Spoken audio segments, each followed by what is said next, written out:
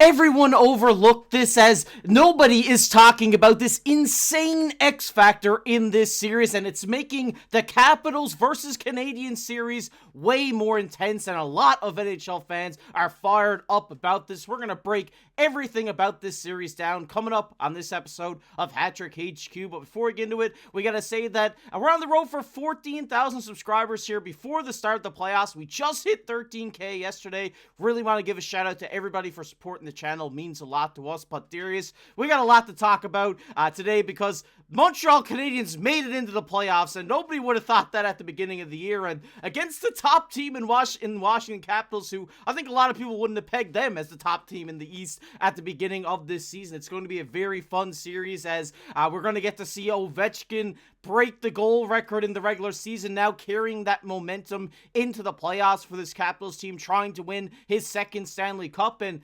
Montreal being one of the youngest teams to ever make the playoffs. It's going to be a great battle to see between these two teams, and just to see if Montreal can maybe pull off an underdog story, and if Ovechkin can maybe get one on his last ride out here in the NHL. I mean, looking at their head-to-head series this season, Washington did have the best of them, going 2-0-1, didn't lose a regulation game against this Montreal team. They lost an overtime game against them.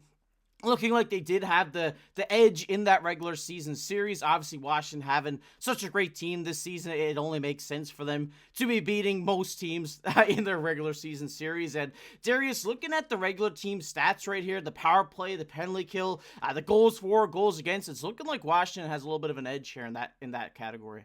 Absolutely. And like you alluded to off the top there, I mean, a lot of people looking at this series, there is no world at the start of the year anyone would have guessed that this is a series in the first round, because I don't think anyone expected Washington to be this good this year. They've really taken flight, and I don't think anyone expected the Montreal Canadiens to make the playoffs so soon. So that's great for their fan base as well. And the development of their players. This is something they need experience in the playoffs. So this is a really good thing for them. But when you look at the head-to-head matchup as well, Washington has the edge in almost everything. And, one thing that I want to talk about too is the physicality, which I think they also have an edge in.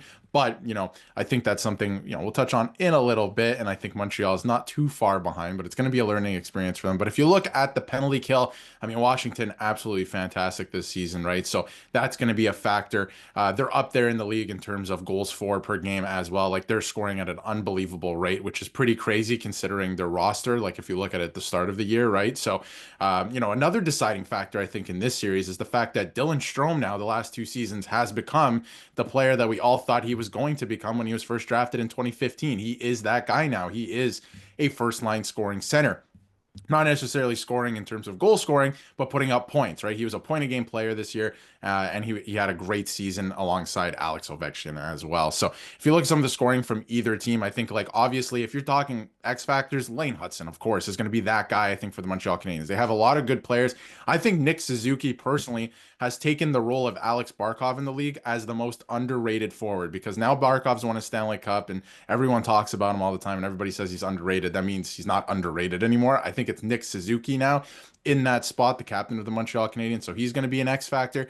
And when you look at the Washington Capitals, obviously Ovechkin, like I mentioned, Dylan Strome. I'm looking at Tom Wilson as well, the physicality, what he's going to bring to the table and kind of mix it up. So it's going to be an insane series, and we'll get to our predictions in a little bit. I don't think it's going to be as clear cut as people think. I don't think it's going to be a sweep by any means, but I do think that this is going to be a learning experience for the Montreal Canadiens with a lot of growing pains along the way for sure. Yeah, I really like that point you made about Dylan Strome. It kind of proves the point that, even if you're a highly touted prospect and maybe it doesn't pan out early on in your career, you can still have that resurgence later on in his career. We're seeing that this year. It's such a great story for him. I'm glad that, he's finally getting out of that bust range from a lot of NHL fans, and I think it's great that he's having a good season. And like you said about Montreal here, I really like that comparison you had with Barkov and Suzuki. I really do think Suzuki has been the most underrated player in the NHL this season, and a lot of people as well, NHL fans, say he's a horrible captain. They obviously don't know what they're talking about when they're talking about Nick Suzuki. This guy's one of the best captains in the league. This is a guy who went to management at the deadline and said, keep this team together. We can do something with it after losing 7 games. And look where they are right now. They've managed to scrape the last wild card spot in the playoffs, and this shows how great of a leader he is. And this guy has been clutch. Whenever they need a goal late in the third, whenever they need a big play to happen, Nick Suzuki just has an out-of-body experience and makes a play happen. It is unreal to watch this guy play in clutch situations, and I think it's only going to be better for him in the playoffs because it's always a clutch situation. Like you said, Laine Hutson has been a guy that's been talked about all season. He's the Calder winner, no doubt about it.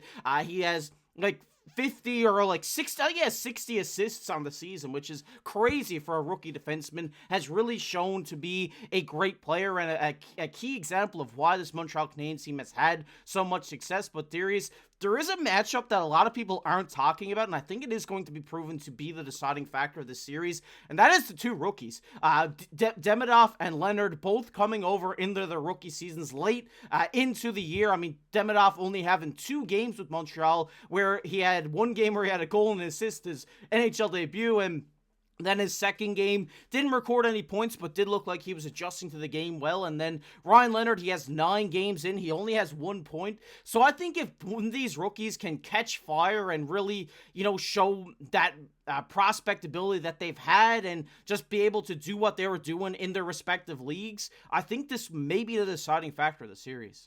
Absolutely. And I think, when you're looking at rookies in this series, obviously Laine Hutson is a rookie this season, but these two guys have come in only in the last 2 weeks. And Demidov, with 1 week left in the season, he only had 2 games. Like you said, he only played 2 games. So I think on the Montreal Canadiens side of things, this is a great opportunity for Demidov to get into a playoff game. Yes, at times at the NHL level, he's looked a bit lost, but he does have that high upside. We have seen that, right? He finished that 1 game against Chicago. Yes, they lost in overtime, but he finished it with a goal and assist. So you've seen that at the NHL level. You've also seen the other side of it, the inexperience, but I think it's going to be really, really good for the Canadiens and their future to have him in the lineup in the playoffs to kind of learn how the game goes and how each period goes. I think it's going to be a great learning experience. And same with Leonard. He's going to be an X factor, I think, in this series. If he can get going, and you keep seeing all these videos out there on social, the positive reinforcement from the entire team and Alex Ovechkin, the captain, if he can get going too, they already have that scoring, and he's a great young talent. He's going to be another X factor. So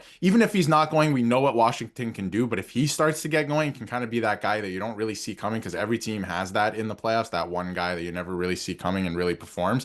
If he can become that, that's going to be not just scary for the Montreal Canadiens, but the entire Eastern Conference. And one last thing I wanted to mention too, in terms of Demidov and some of the younger guys, is one thing that was announced just before the playoffs are starting here is David Savard. He's announced that he's going to retire after this playoff run, no matter how long it goes. And personally, I would be afraid of a man who has nothing left to lose if I was going up against him. So that's going to be a factor, I think, in this series, and something that the younger guys can learn from early on in a playoff series, where he's going to be giving it everything he has because he knows he's done after this.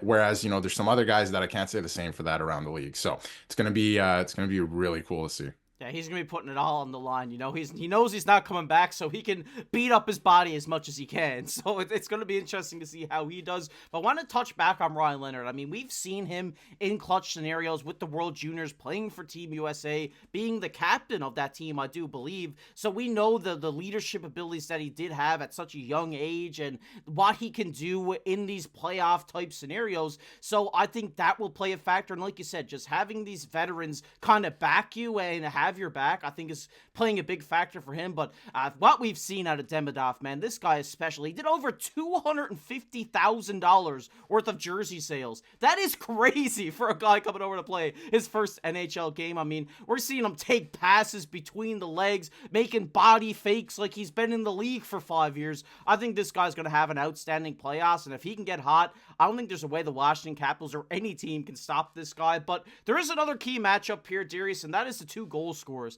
Cole Caufield and Alex Ovechkin. And obviously, we don't have to talk about how good of a goal scorer Ovechkin has been. Once he gets in his office, it's going in the back of the net 100% of the time. He broke the goal scoring record this season. He has 44 goals in just 65 games. He has been an absolute stud for the Washington Capitals over his last 20 plus years of his career. Is it at right now? And obviously, Cole Caufield, the guy who's having a great season as well, best season of his career, and he's coming off a 33 goal season. So I think it's going to be interesting to see this matchup, and whoever scores more goals is definitely going to be a big factor in this.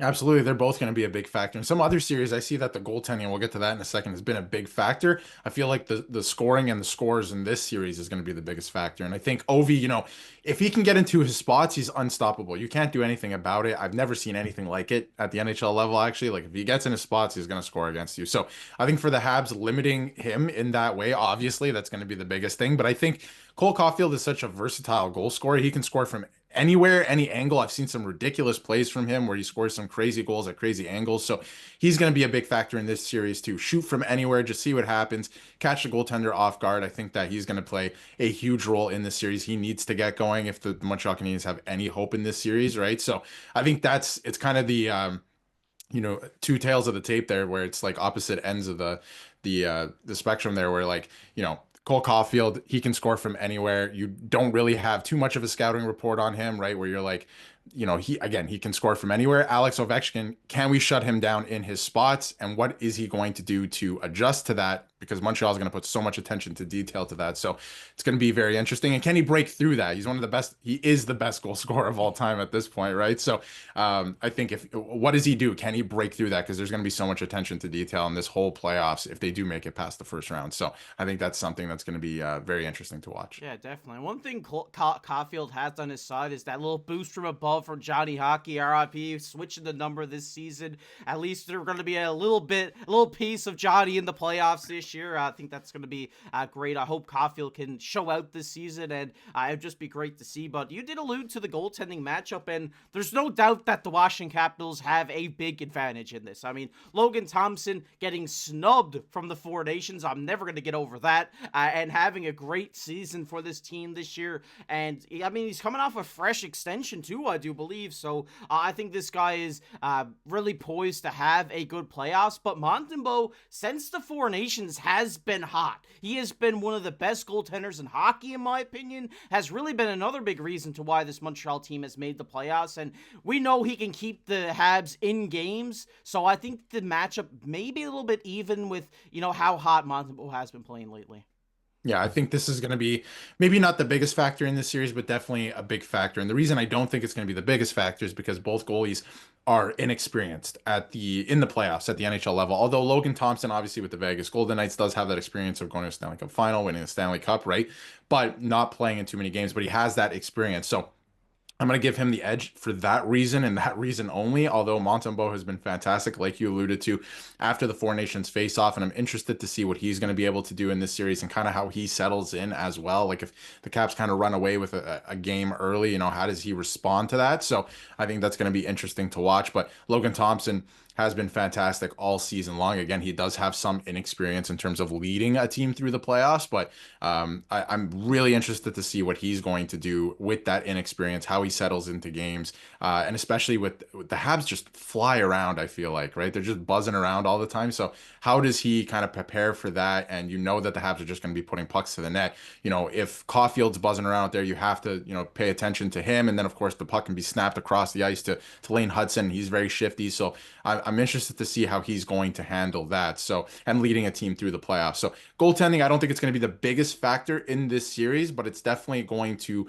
play a role. And obviously, whoever's better, that team is going to win. If you show me a good goalie, I'll show you a good team. So, goaltending can steal you a series. Yeah, this is definitely going to be a good series. There's no doubt about it. I think this might be one of the closest series of round one just because of how much momentum Montreal has. This young team getting into the playoffs. Some of them playing the playoffs for their first time, like Juraj Slafkovsky. But then you also go on to the other end where it might be Ovechkin's last run. Who knows? He might retire. Who knows? I know he has I think a year left on his deal. But, I mean, it is going to be interesting to see what happens in this series. Darius, what's your predictions for it and how many games? I'm going to go with the Washington Capitals, and it's going to be in 6 games. I know a lot of people are picking 5 games, a sweep. It's not going to happen. I think the Canadiens are going to pull out 2 wins, and I think it's going to be 2 very important wins. I think they're actually going to win 1 game on the road in the first 2. I think they're going to split the series, and then they're going to win a game at home as well. So I think they're going to get the opportunity and the learnings that come with learning on the road or winning on the road in the playoffs, which then they can carry into next year. I don't see them winning this series, but I think it's going to be a little bit longer than a lot of people are alluding to. And Casey, I have a feeling I know who you're picking to win this series. Yeah, I got to go with my boys, the Habs, obviously. obviously. I'm going to go in 6 games as well. I think the Montreal Canadiens are just buzzing right now with how many young players they have getting their first taste of playoff hockey. I think the momentum is definitely going to be on their side. Laine, Hutson is going to be flying. We've seen Hutson and Demidov stay after practice to work with each other, so this connection is going to be lethal for them in the playoffs. I think another guy we didn't talk on today, Patrik Laine. He's had a very good season for Montreal as well. I think if he can get hot and start putting him in the back of the net, this will lead the charge for Montreal as well. So I'm picking Montreal in 6. I know a lot of people probably aren't agreeing with that, but I do think they are going to trump the Capitals here in the first round. But we want to hear your guys' predictions down below in the comment section. What do you think? Who do you got winning this series? And who do you think is going to be the X factor for both teams? Let us know down below. If you enjoyed this video, leave a like on the channel. Subscribe as well. We're going to be here keeping you up to date on the latest happenings around the NHL, so you're not going to want to miss out on that. But as always, I've been your host, KC, alongside my co-host, Darius. We'll catch you in the next one.